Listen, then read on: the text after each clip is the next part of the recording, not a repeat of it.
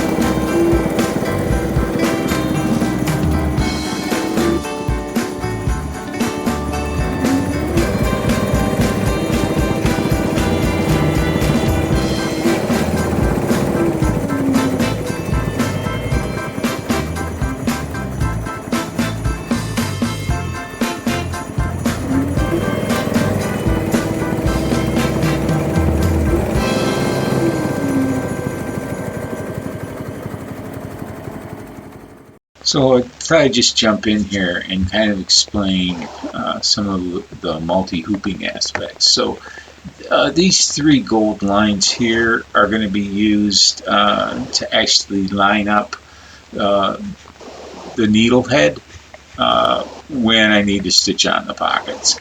The top line I'll use to know where to hoop it at the top, and the side lines will line up on the edge of the pockets so everything gets centered right when that's done. The rest of this video, I'll just let it play, is basically the how the actual pocket is stitched on. So again, there's little guidelines that get stitched first, just like an applique. Put the pocket on, it stitches around. The only difference between this and an applique is an applique usually stitches all sides. So here's another short little video showing the fluorescent threads that I used in creating the calendar. So all of the pockets are surrounded by fluorescent gold. There's some other fluorescent threads, and of course my logo is all fluorescent as well, so that's just the way it is. But right after this video ends, I do have a couple of pictures I'd like to show you. This is a picture of all 12 calendar fronts that were finished. So now on to multi-hooping and putting all the rest of the pockets on. So after I hoop this thing, make sure it's centered, then you'll see these are all the outlines where all the pockets go. So once those are done, then I'll tape down the pockets to the outlines and satin stitch the pockets on. Okay, so these are the pockets that I'm putting on, right?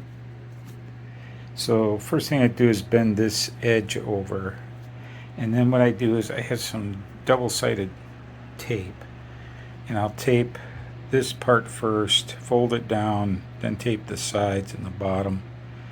So here you can see I've got the top folded down and the 3 other pieces of double-sided tape. I just got to pull these off, throw them in my pile, and then put it on the calendar. And then we go over and we lay them down here where, like, this one will go on the 10 spot, right? So that's our lineup to put it in the pocket in the right place. And after I have all the pockets on, then we'll turn the machine back on and sew all these up.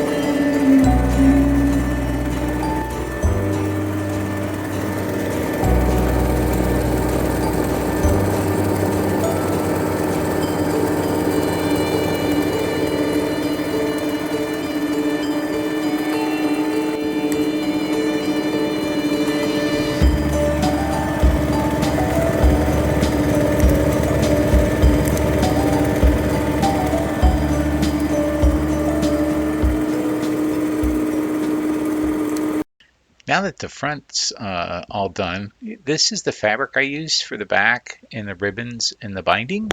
And this is the design I embroidered on the back. And we'll have some videos showing you that embroidery.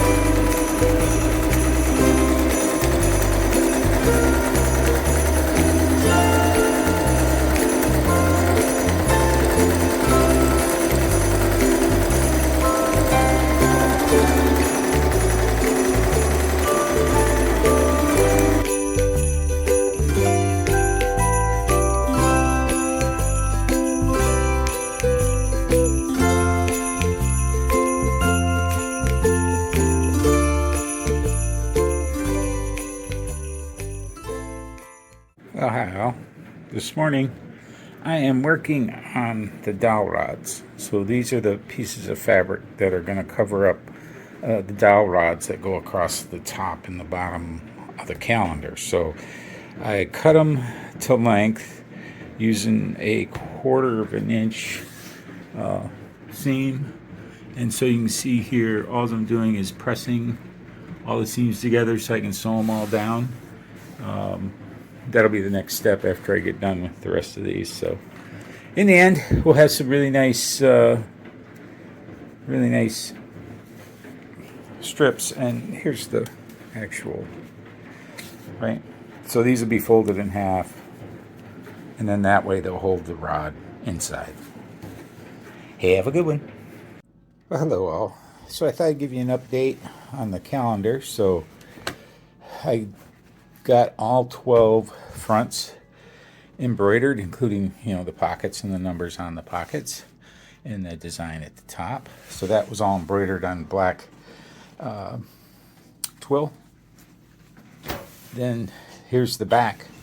This is the fabric that we used. I also embroidered something on the back so that you could tell it was made by me. So the next step was then I used some spray adhesive just to glue the two together, and then I used a seam. You can see the thread there maybe.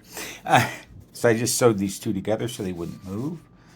Then the next step was to sew on this bottom pouch, which is for the rod. That'll keep it safe. So this end has been sewed shut already, right here.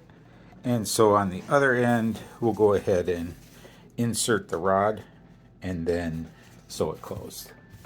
Then after that, I sewed the top rod piece on.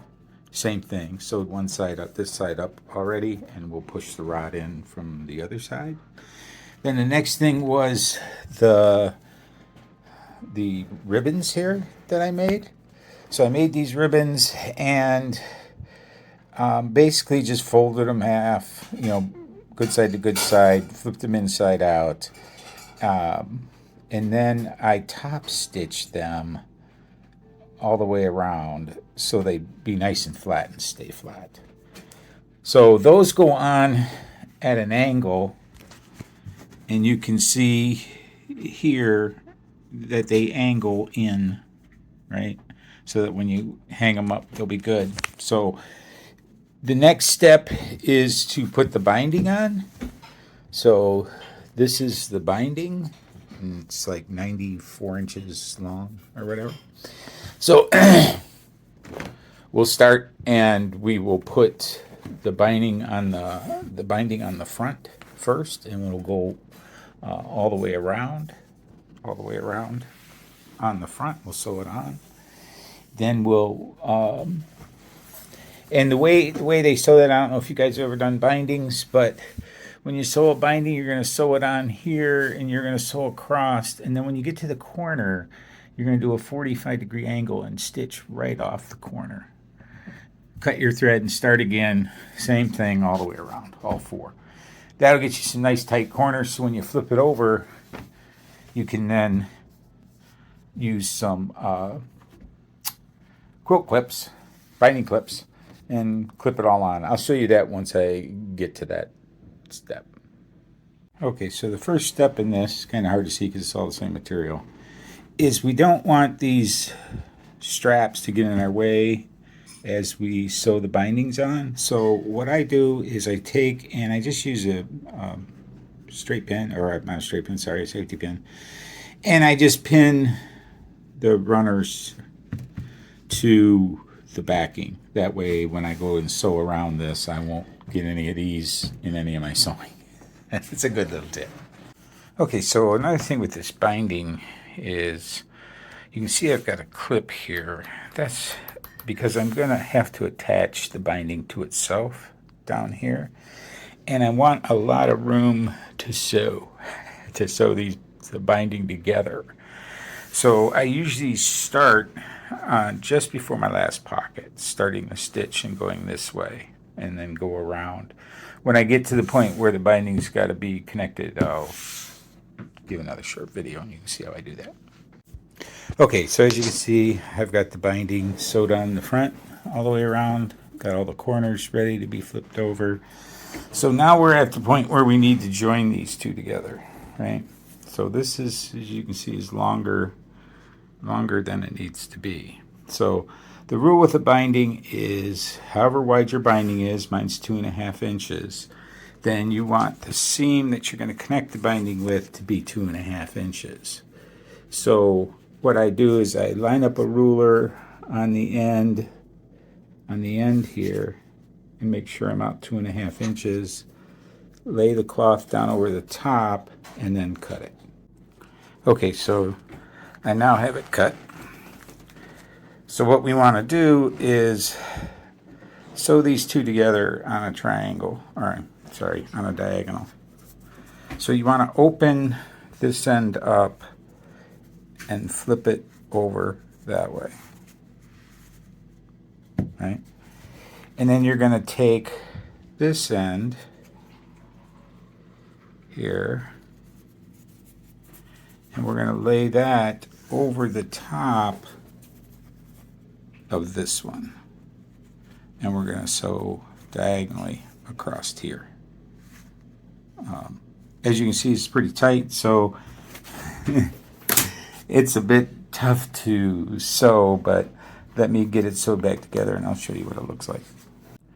Okay, so now you can see I've got the two together and I just, so it's trimmed off about 1/4 inch of the seam, and then I just want to flatten it out so that when it folds up on itself, we get a nice seam across the bottom. And see, it fits real well. And the beauty of the diagonal is here it is. You can barely see it. That's one. But when you're sewing this, then you don't have this big fluff of seam you have to go over. So it makes the connection much better.